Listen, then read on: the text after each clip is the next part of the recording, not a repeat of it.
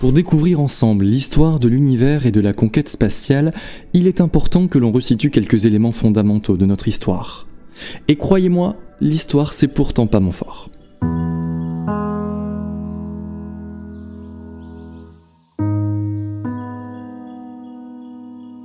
On est en pleine guerre froide, les rivalités s'accentuent entre les États-Unis et l'Union soviétique. On est très loin de l'idée d'une coopération internationale en matière de conquête spatiale, coopération que l'on peut connaître aujourd'hui. C'est une véritable course effrénée qui se joue entre ces deux puissances. Puisque nos territoires sont plus ou moins acquis sur Terre, il faut à présent aller coloniser un nouvel espace. Et sans jeu de mots, aucun, c'est justement l'espace qu'ils vont tenter d'aller découvrir. Nous sommes alors en 1955. Les États-Unis et l'URSS annoncent chacun de leur côté vouloir mettre le premier satellite en orbite autour de la Terre. Le jeu semble simple. Le pays le plus rapide gagnera l'honneur d'être le pays pionnier en matière de conquête spatiale. Sauf qu'envoyer un satellite en orbite autour de notre planète est très loin d'être quelque chose de simple. Tout reste encore à écrire et à inventer.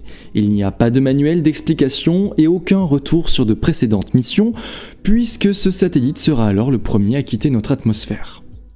Il faudra pourtant bien y arriver, et c'est Sergueï Korolev, placé à la tête des bureaux d'études d'un des nombreux instituts de recherche scientifique soviétiques, qui tentera de convaincre les dirigeants de son pays d'utiliser un missile balistique pour placer le tout premier satellite en orbite.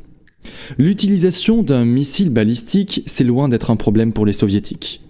De nombreux instituts publics travaillent encore à leur conception. Mais quel est l'intérêt d'aller placer un objet seul autour de notre planète ? Korolev tentera de trouver les arguments que ses supérieurs veulent entendre. Aux militaires, il dira que placer un satellite en orbite avec pourquoi pas une petite charge utile à bord servirait à cibler aisément un territoire qu'il ne pouvait pas encore atteindre jusque-là. Pour les politiques, l'argument est aussi vite trouvé. En pleine guerre froide, le plus important, c'est après tout de devancer les Américains. Sergueï Korolev suit de près le projet de satellite américain.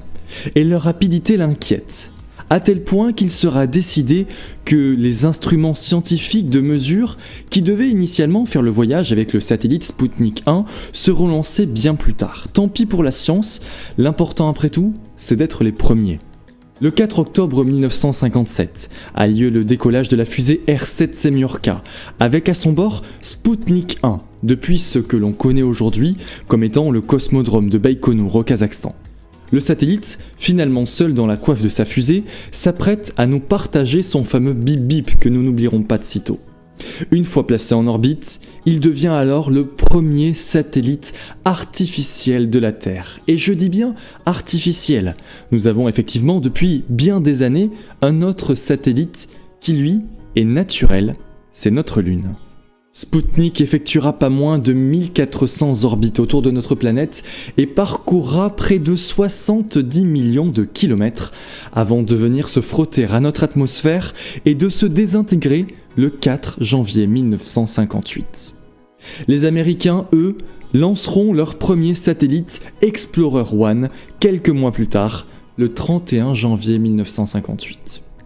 Depuis le lancement de Sputnik 1, plus de 9000 satellites ont été envoyés autour de la Terre. Environ 2500 sont toujours actifs aujourd'hui et d'autres sont sur leur orbite de cimetière. Et ils y resteront du moins pour l'instant. Le nombre de satellites est tel et le risque de collision si important que des projets de nettoyage et de retrait des satellites hors service naissent progressivement. C'est sur ce constat que l'ESA, l'Agence spatiale européenne, a signé un contrat avec l'entreprise ClearSpace.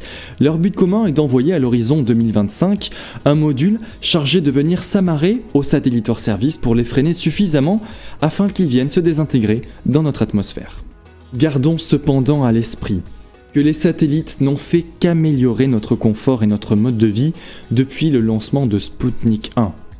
Ils nous permettent aujourd'hui de téléphoner, de nous déplacer sans nous perdre, de regarder la télévision et même d'écouter la radio.